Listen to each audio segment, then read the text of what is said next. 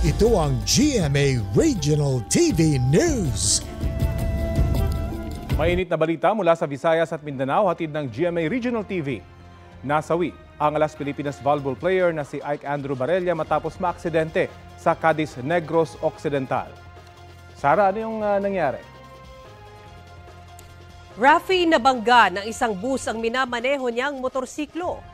Ayon sa pulisya, tinamaan ng bus ang likurang bahagi ng motorsiklo ng biktima. Nagtamo siya ng malubhang sugat sa likod at dibdib na dahilan ng kanyang pagkamatay. Nagdadalamhati ngayon ang mga kaanak at kaibigan ni Ike. Ayon sa pulisya, pinalaya ang driver matapos mag-expire ang reglementary period o ang panahong pwedeng i-detain ang isang tao kahit walang isinampang reklamo laban sa kanya.